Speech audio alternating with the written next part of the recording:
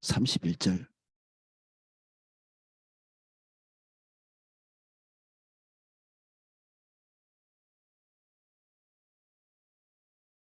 자, 내용을 읽어보겠습니다. 내가 주의 이름을 형제에게 선포하고 회중 가운데에서 주를 찬송하리이다. 여호와를 두려워하는 너희여 그를 찬송할지어다. 야곱의 모든 자손이여 그에게 영광을 돌릴지어다. 너희 이스라엘 모든 자손이여 그를 경외할지어다. 그는 공고한 자의 공고를 멸시하거나 싫어하지 아니하시며 그의 얼굴을 그에게서 숨기지 아니하시고 그가 울부짖을 때에 들으셨도다. 큰 회중 가운데에서 나의 찬송은 주께로부터 온 것이니 주를 경외하는 자 앞에서 나의 소원을 갚으리이다. 겸손한 자는 먹고 배부를 것이며 여호와를 찾는 자는 그를 찬송할 것이라. 너희 마음은 영원히 살지어다. 땅의 모든 끝이 여호와를 기억하고 돌아오며 모든 나라의 모든 족속이 주의 앞에 예배하리니 나라는 여호와의 것이요 여호와는 모든 나라의 주제이심이로다. 세상의 모든 풍성한 자가 먹고 경배할 것이요 진토 속에 내려가는 자는 자기 영혼을 살리지 못 진토 속에 내려가는 자 곧 자기 영혼을 살리지 못할 자도 다 그 앞에 절하리로다. 후손이 그를 섬길 것이요 대대의 주를 전할 것이며 와서 그의 공의를 태어날 백성에게 전하며 주께서 이를 행하셨다 할 것이로다. 아멘.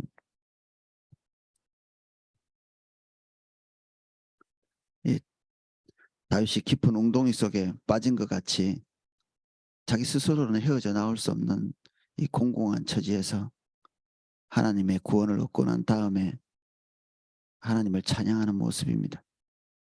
내가 주의 이름을 형제에게 선포하고 회중 가운데에서 주를 찬송하리이다. 여호와를 두려워하는 너희여 그를 찬송할지어다. 야곱의 모든 자손이여 그에게 영광을 돌릴지어다. 너희 이스라엘 모든 자손이여 그를 경외할지어다.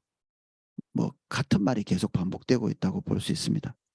주의 이름을 형제에게 선포하고 이 형제들, 회중들, 여호와를 경외하는 너희들, 야곱의 자손들 이게 다 그와 함께 예배드리고 있는 회중들을 얘기하죠. 그 모든 사람들에게 주를 주목하라고 얘기하고 있죠. 이게 종교적인 어떤 발언이 아니고 그 마음 안에 진실된 고백에서 나오고 화면에서는 주님에 대한 그 자신감 같은 거죠. 자기 의지력으로 하나님을 어떻게 이렇게 증명하는 것처럼 믿음이 자기 의지력과 믿음은 전혀 다른 문제거든요. 자기 의지력과 믿음을 혼동하면 안 됩니다. 우리가 하나님 앞에서 우리의 신실함을 최선을 다해서 지키는 것이 나쁜 것은 아닌데 그것이 믿음은 아닙니다.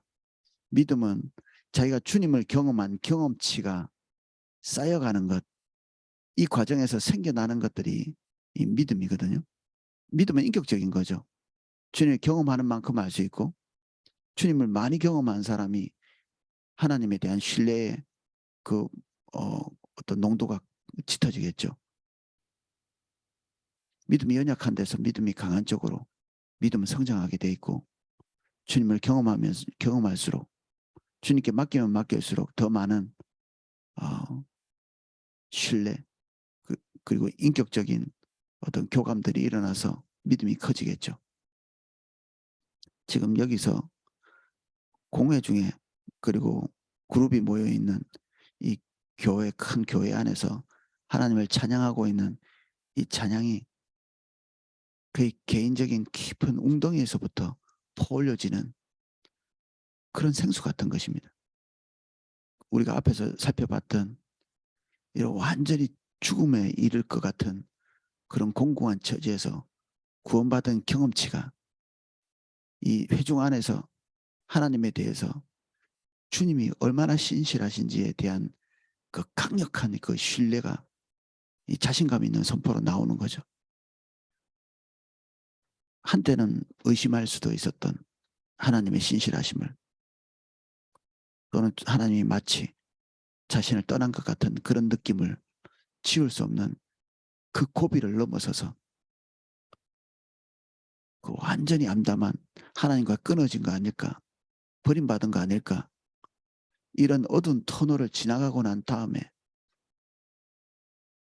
밝은 햇살이 비치는 하나님의 온기가 이제 느껴지고, 그리고 살 것 같은 그런 지점에 왔을 때 회중들에게 말하죠.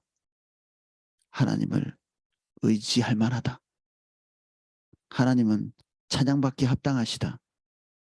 이런 것들을 말하는 것입니다. 하나님 그분에 대한 자신감이죠. 소개할 만한 분이다. 우리가 경험하지 않고 주님을 누군가에게 전달할 수 있을까요? 교리적으로 뭐 전달할 수 있겠죠. 하나님은 이렇다 저렇다 뭐 이런. 근데 그 확신은 주님에 대한 경험치, 이게 그 확신의 농도를 결정하는 거죠. 동시에 다윗은 이 회중, 많은 회중 가운데 있지만 여전히 그 중심 안에 머물러 있는 것은 하나님과 자신과의 두꺼운 이 관계의 끈입니다.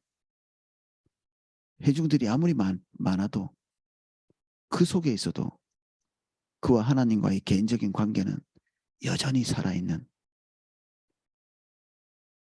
조용하고 은밀하고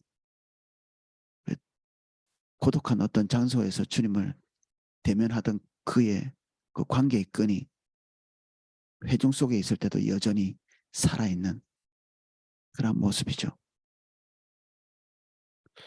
우리의 성숙한 그 예배는 회중들과 함께 드리는 그 찬양의 기쁨과 함께 그 속에서도 우리 속에 하나님에 대한 고백이 역력히 살아있는, 회중 속에 나 개인도 하나님과의 친밀함을 여전히 고백하고 있고, 나 혼자 주님을 고백하는 거기에 머물러 있지 않고 회중에게 그것을 선포하면서 함께 주님을 높여드리는, 이것이 건강한 것이죠.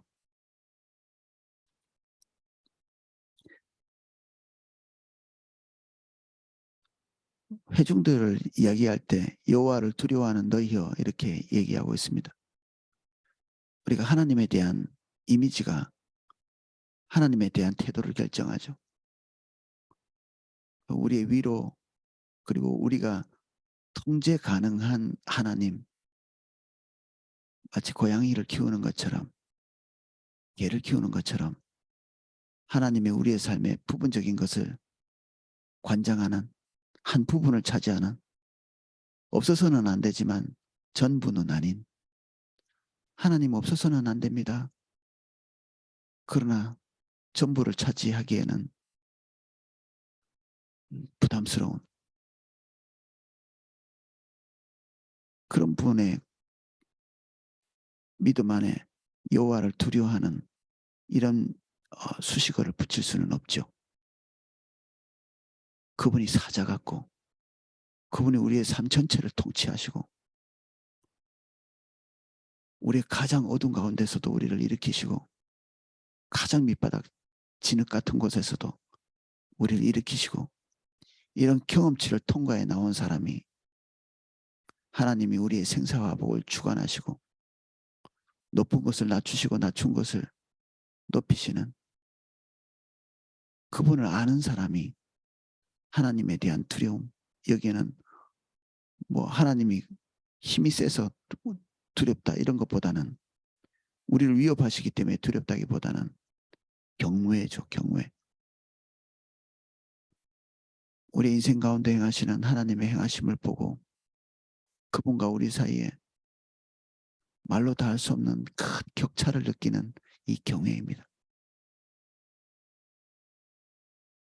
이전에는 몰랐는데 이 극심한 고통을 통과하면서 넓어진 눈, 그리고 높은 안목, 깊이 있는 통찰력, 이것을 하나님으로부터 받고 보니 그 고통 속에서 이런 눈이 생기고 난 이후에야 하나님의 지평이 조금 넓어지는, 주님을 아는 것, 그 영역이 조금 넓어지는, 당연히 우리가 알고 있는 것이 하나님의 전부는 아니죠. 영원히 알아가야 될 하나님이신데, 근데 이 두려움이라는 감정은 그냥 하나님이 우리의 삶에 부분적으로 와 계셔서는 이해할 수 없는 감정일 것입니다. 전부를 통치하실 때 이 여기에 회중, 이 회중이 그런 과정을 같이 통과해 나오는 믿음의 동료에 대한 거죠. 어제 바인하우스에 잠깐 들렀는데 그 인도네시아 선교사님이 어, 얼굴이 시커멓게 생겼죠. 한국 사람이지만 하도 뭐 더운 데 있으니까 누가 소개를 이렇게 시켜주시더라고요. 그래서 아이고 반갑습니다. 이렇게 인사를 했죠. 처음에는 처음 만났는데, 근데 그분이 저한테 한번 이렇게 제 방식으로 안아드려도 되겠습니까? 이렇게. 난 다른 사람 알아본 적이 별로 없는데 그러시죠? 이렇게 했더니 그냥 허리가 부러지도록 꼭 이렇게 안으시더라고요. 그러면서 이제 그분이 제가 자세를 좀 이렇게 구부정하게 했으니까 좀 그것을 펴주느라고 이렇게 꾹꾹 눌러서 이제 주물러 주시기도 하고 막 그렇게 하셨는데, 그분은 인도네시아에서 앞으로 다시 못 볼 수도 있겠죠. 인도네시아에서 평생 계실 거고, 나는 대한민국에 이렇게 있는 사람이고, 근데 어느 날 어떤 이유로 인해서 이렇게 한순간에 조우했는데, 그 순간에 저는 그분이 남같이 여겨지지가 않더라고요. 이 어떤 과정을 통과해서 주님을 알게 됐고 선교사님이 됐는지 우리 미처 다 모릅니다. 그 제가 우회적으로 이렇게 들었는데요. 옛날에는 정말 어둠 가운데 있었는데 지금은 선교사님이 되셔서 주의 일에 힘쓰고 계시는 그런 분이라고 들었습니다.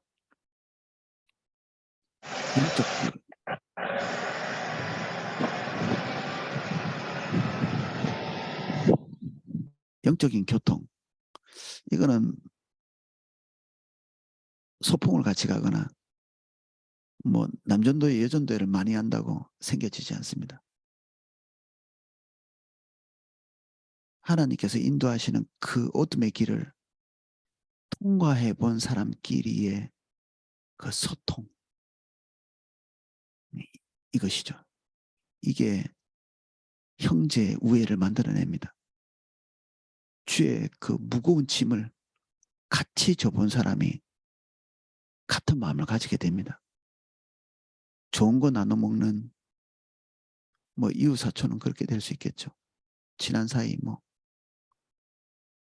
근데 주 안에서의 형제 자매는 주의 짐을 같이 지면서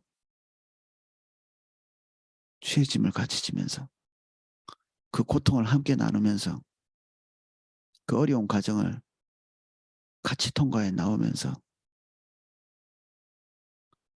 형제 우애를 가지게 되죠. 서로 전혀 본 적이 없는 사이도, 지구 끝에 있는 사람도 하나님의 인도를 따라서 사는 사람은 한눈에 알아보고 교통하죠.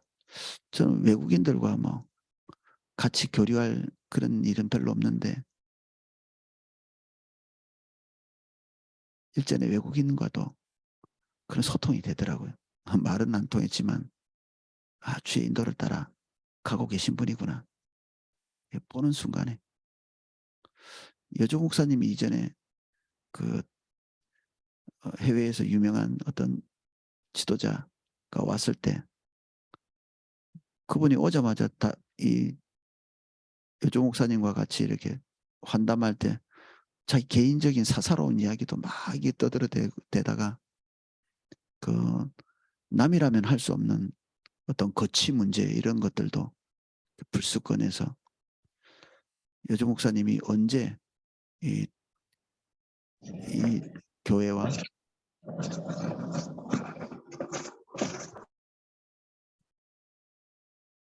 새물교 선교회 둘 중에 하나를 그만둘 건지 뭐 이런 것들을 논의하기도 하고 뭐 전혀 상관없는 사람인데 그렇게 할 수 있다는 것은 주님 안의 세계에서 같은 길을 가고 있었다는 걸 증명하는 것이죠. 주 안에서 같은 길을 가고 있는 늘 같이 있어도 도무지 통하지 않는 사람도 있습니다. 서로 말을 섞을 수 없을 정도로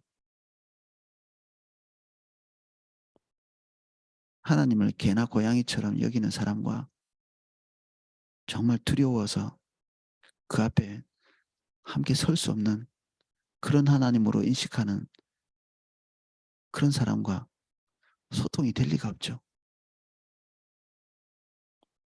주님의 주도권에 삶의 전부를 맡기는 자와 문에 불과한 자 어떻게 소통이 되겠습니까?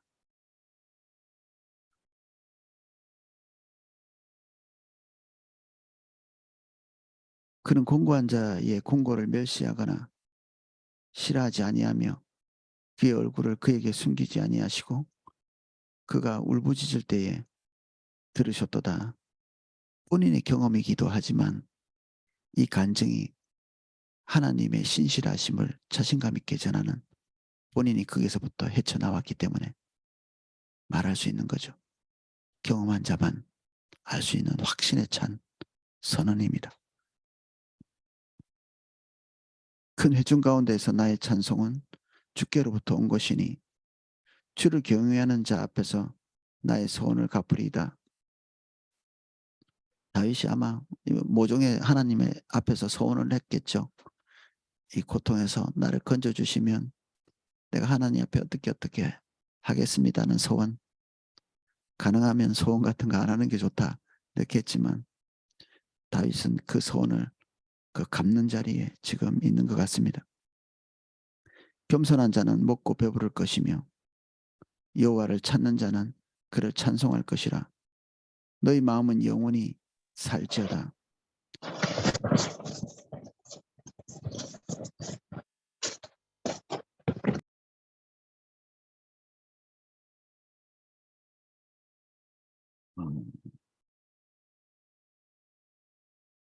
이 소원을 갚는 중에 이 지금 경배를 하고 있는 제사를 드리고 있는 이 과정 가운데 함께 와서 소원제를 갚을 때 거기서 축제를 벌리는 그런 일이 있습니다. 우리가 추측하기로는 26절은 아마 그 다윗의 소원제를 드리는 그때 참석해서 같이 먹고 마시는 가난한 자들 그런 사람들이 이렇게 포함되어 있었을 거라 이렇게 추측하고 뭐 주석에 그런 말이 있는데 다소간 믿어집니다. 그래서 하나님 앞에서 우리가 구원받은 이후에 사람들에게 고백하고 이렇게 하면서 축제를 벌리는 기념비를 쌓는 것과는 좀 다른 모습이죠.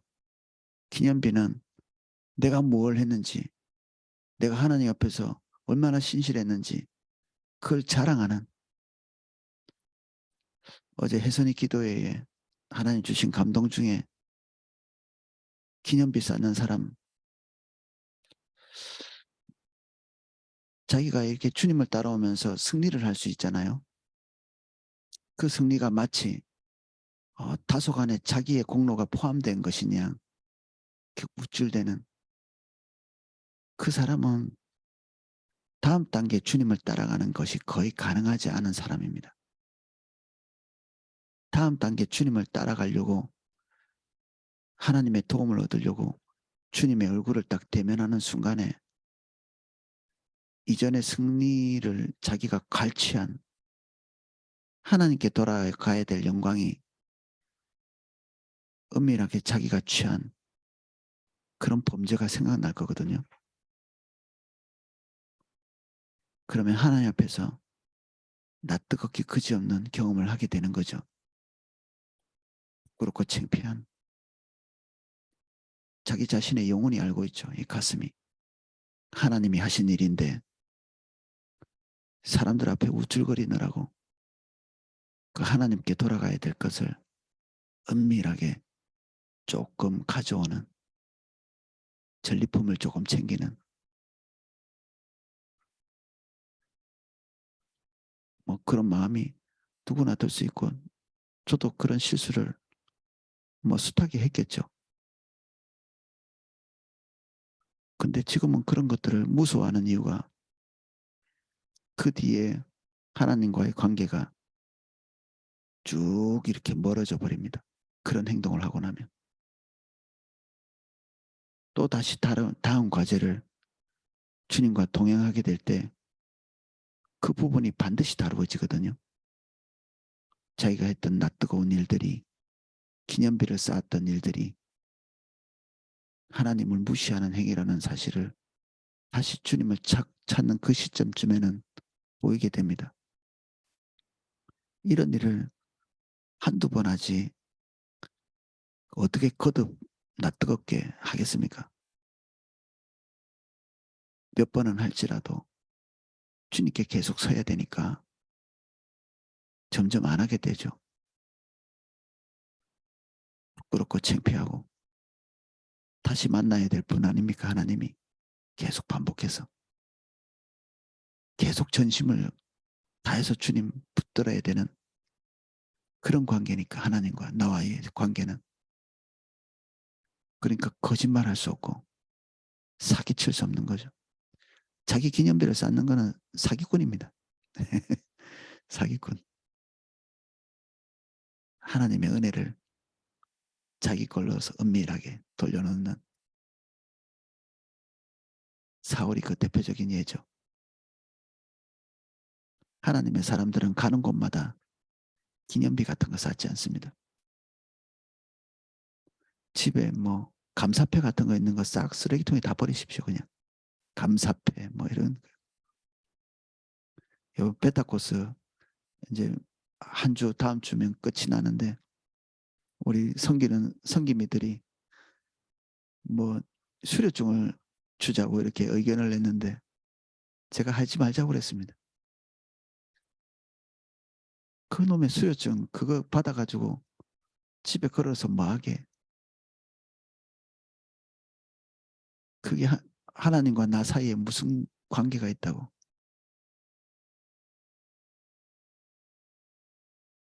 나의 신실함이나 증명하는 것이지. 그리고 신실하게 왔다 할지라도 그것이 어디 우리가 한 일입니까? 우리가 오고 싶다고 우리 마음대로 되는 것도 아니거든요. 하나님이 여건 주시고 건강 주시고 힘 주시고 마음 주시고 그러니까 된 거죠. 그러니까 믿음의 처음 발걸음을 딛기도 전에 기념비 쌓는 것부터 가르쳐 가지고 뭐 어떻게 하겠나 싶습니다. 그래서 그냥 식사나 하고 하나님께 감사하고 주님께 예배하는 그런 것으로 대체했습니다. 수료증 같은 거는 안 주고 주지 않고.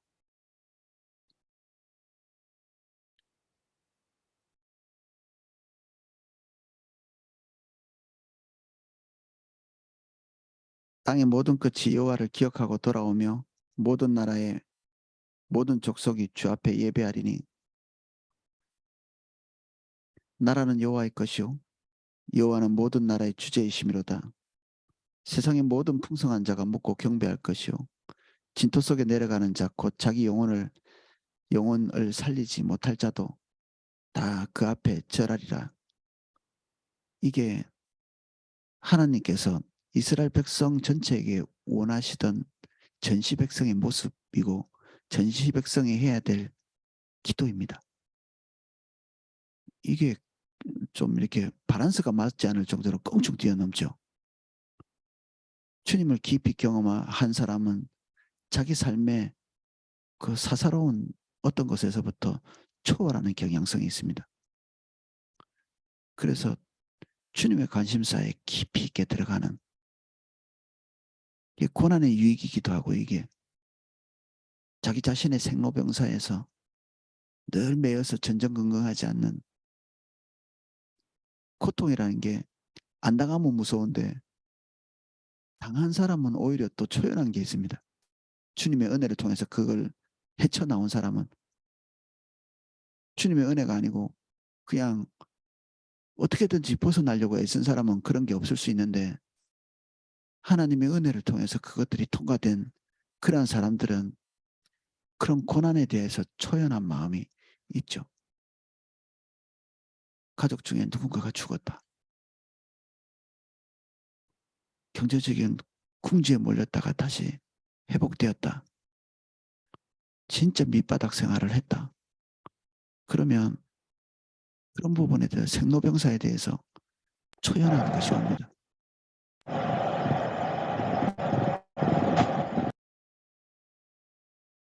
초연함. 은혜죠, 은혜. 그래서 사실 우리도 여기에 들어가야 됩니다.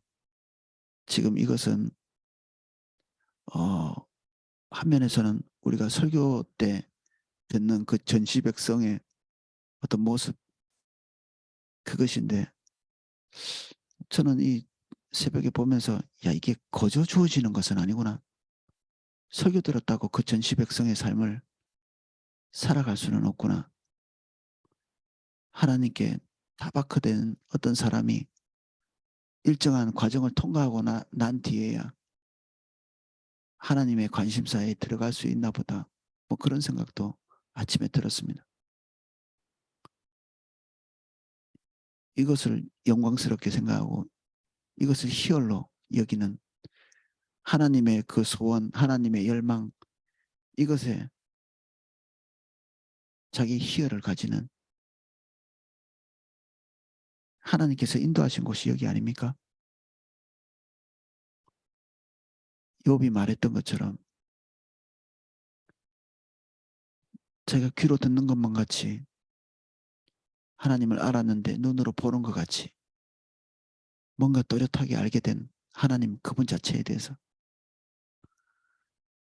다윗의 이런 고백은 우리가 22장 전체를 읽고 나오면서 뭐 이런 고백이 불쑥 튀어나올 만한 거라고 추측하기가 좀 어렵죠. 이 고통에 대한 것을 22장까지 22절까지 우리가 읽을 때 예측하기 어려운 내용들 아닌가요, 이게? 근데 그 모든 고통을 통과하고 난 다음에 아주 정제된 그의 믿음 속에서 이 이스라엘 백성들이 당연히 가져야 될 그들의 본질적인 모습, 전시 백성으로서의 모습, 왕 같은 제사장의 모습, 온 열방의 제사장으로의 모습으로서 있어야 될 그 위치, 하나님과 열방을 이어주는 그런 존재가 되는 것,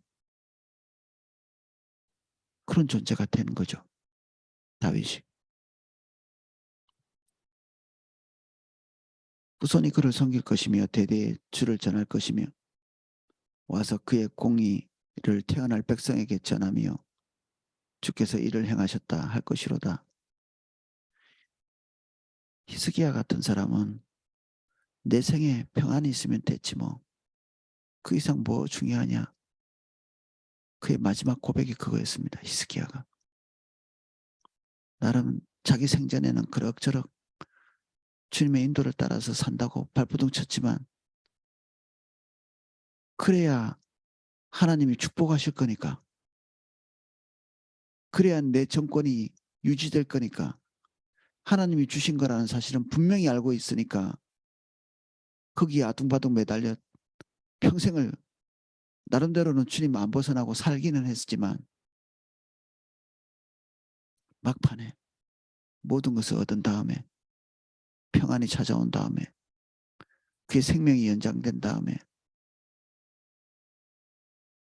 그 속에서 진짜 모습이 드러나죠. 무서운 일이죠. 그 훌륭한 사람, 그 입에서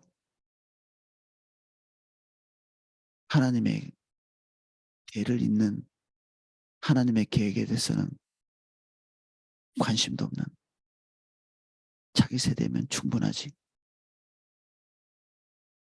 그래서 그 자식이 몹쓸 놈이 태어난 거죠. 말로 다 할 수 없이 몹쓸 놈, 므낫세가 태어납니다. 그 몹쓸 놈은 어디서 나왔습니까?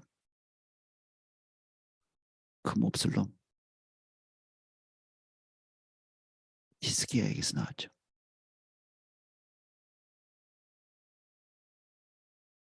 목적을 가지고 평생 주님을 따라온 히스기야의 가장 그 어떤 고갱이라고 할까요? 이게 에센스 같은 가장 중심 안에 있는 것이 말년에 그의 죽음 앞에서 툭 튀어나왔는데 그것이 자기 중심적인 주님을 이때까지 한 번도 옆길로 좌우로 가지는 않았지만 그 동기가 자기 자신의 복락에 있었던 안정에 있었던 그 사람. 문하사가 태어난 일은 우연한 일은 아닙니다.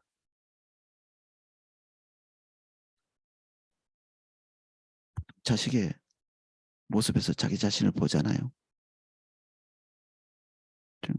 우리 자식, 저도 제 자식들이 우스운 일을 할 때가 많은데 그냥 내 안에 있는 것이구나. 그런 생각을 할 때가 있습니다. 또 그게 맞고. 다윗은 정말 본질적으로 다른 사람 같습니다. 다른 사람. 하나님께 완전히 기속되어 있기 때문에 자기 다음 세대에 누누이 자손 대대로 올 그들이 하나님 앞에 있기를 기대하는 다음 세대에게 그 신앙이 전수되기를 기대하는 모습. 그가 이 세상을 떠난 다음에도 그 하나님과 함께 관계를 맺을 거고 하나님은 여전히 자기 후대에도 하나님 당신의 뜻을 이루어 가실 거기 때문에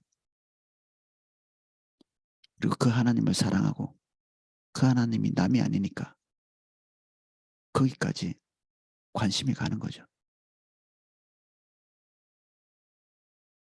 하나님이 도우셨지만 그 도움이 목적은 아니니까 그에게 구원을 주셨지만 구원 자체가 그의 목적은 아니니 주님 자체가 목적이니 여기까지 도달할 수 있습니다. 히스기와 기야와 다윗은 살아있을 때는 좀 그럴듯하게 비슷하게 갔는지 모르겠지만 끝은 완전히 다르죠.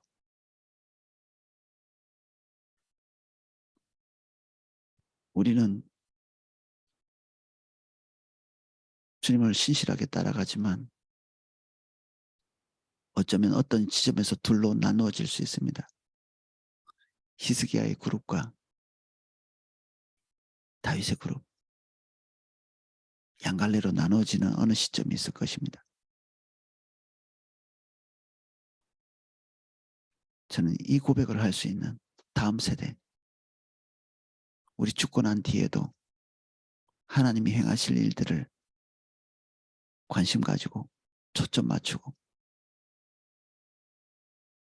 주님의 것이기에 관심을 가지니까 관심을 가질 수 있겠죠. 다윗의 그룹 안에 들어가는 저와 여러분 되시기를 예수님 이름으로 축복합니다. 기도하겠습니다.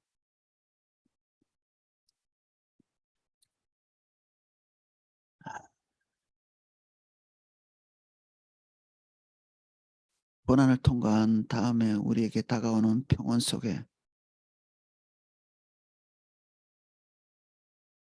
무엇이 남아야 합니까?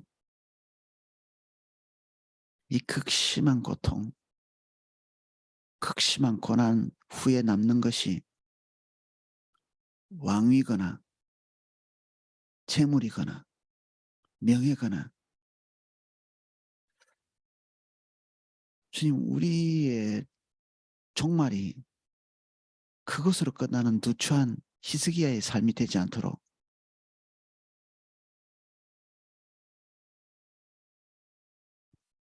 지금 다윗의 종말같이 되게 해 주십시오. 그것이 끊었거나 주님만 우리에게 남는, 주님이 평온을 주신 이후에도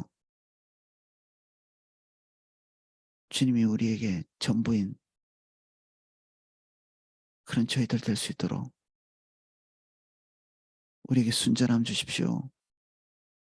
온전함을 주십시오. 우리가 히스기야의 그룹이 아니라 다윗의 그룹이 되게 해 주십시오. 우리의 노래가 새로워지게 해 주세요. 매 주일마다 드리는 이 경배가 달라지게 해 주십시오. 완전히 다른 것이 되게 해 주세요.